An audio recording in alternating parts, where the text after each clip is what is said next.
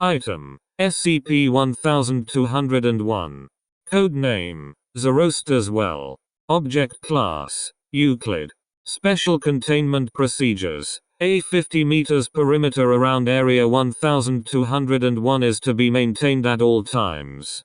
Testing into the nature of SCP-1201-2 is to be done promptly and without hindrance to the route of SCP-1201-2 to prevent a possible containment breach of SCP-1201-3. Any change in behavior by SCP-1201-2 is to be immediately reported to the site director and the area is to be put on lockdown. Changes in containment procedures are currently being drafted as of the incident outlined in Document 1201-C. Description: SCP-1201 is a shallow wall fountain located in Damascus, Syria. The fountain itself displays no anomalous properties save for its use by SCP-1201-2. Although SCP-1201-2 appears to enter SCP-1201 during separate manifestations, entrance by Foundation personnel does not seem to be possible. An investigation is currently underway to confirm whether or not the placement of the well is purely coincidental.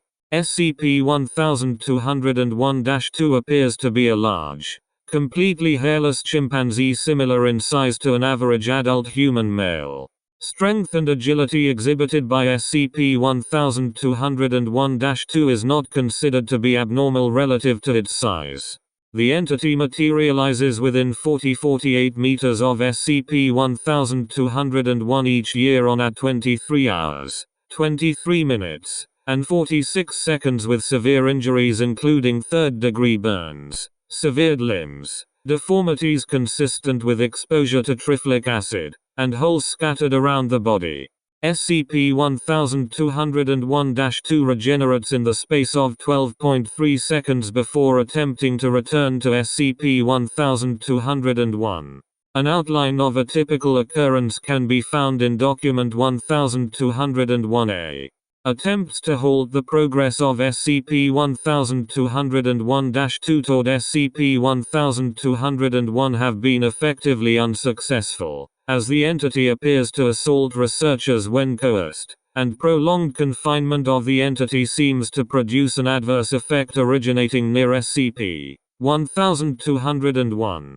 SCP-1201-2 is not hostile toward researchers during its manifestations but will actively attempt to remove or disable barriers between it and SCP-1201. SCP-1201-2 appears to be highly vulnerable to electrical shock but further attempts to halt the progress of SCP-1201 are not recommended due to events outlined in Document 1201-B. Document 1201-A. Events of 2002. Area 1201. Forward. Fifth recorded incidents and observation of the manifestation of SCP-1201-2. The entity was questioned alongside researchers keeping pace with the movement of the entity on a pre-constructed motion track. The entity was visible for 20 seconds before disappearing into SCP-1201. SCP-1201-2 manifests 47 meters from SCP-1201. Subject appears heavily bruised around the torso and face, with third-degree burns covering the body. SCP-1201-2 appears to regenerate to typical appearance in the space of 12.3 seconds before righting itself and sprinting toward SCP-1201. Agent Breen attempts communication. SCP-1201-2. The hell do you guys want? Agent Breen. What are you doing? SCP-1201-2. Going to meet Beth. Agent Breen. Who is Beth? SCP-1201-2. A real bitch. Agent Breen. What is Beth? SCP-1201-2. A bitch. Agent Breen. Thank you for your cooperation. SCP-1201-2 disappears into SCP-1201. End log. Document 1201-B. Events of 1999. Area 1201. Forward. Second recorded incidents and observation of the manifestation of SCP-1201-2. The entity was temporarily disabled with a prefabricated electric field after regenerating. The entity was incapacitated for 18 seconds before power to the grid was removed by Agent Sanders and SCP-1201-2 was released. Agent Sanders, you're going to want to cooperate with us. SCP-1201-2, the fuck is your problem? SCP-1201-2 attempts to break from the electrical current but is not successful. Agent Sanders, we're going to need some information before you go anywhere. SCP-1201-2, not telling you shit. SCP-1201 begins shaking, and partially fractures from its foundation.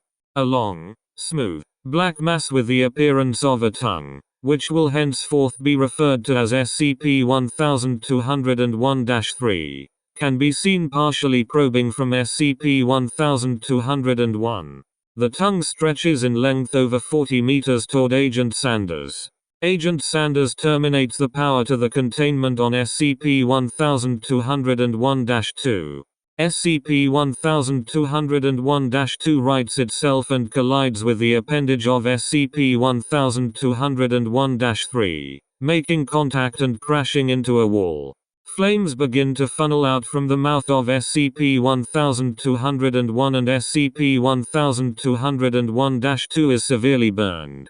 SCP-1201-2 is pulled into the air by SCP-1201-3.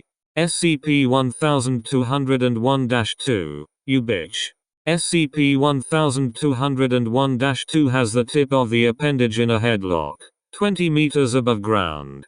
SCP-1201-2 begins tearing into the skin of the appendage with its teeth. SCP-1201-3 falls to the ground with SCP-1201-2. Flames begin to increase in volume from the mouth of SCP-1201. Temperature in the immediate area increases by 20 degrees Celsius.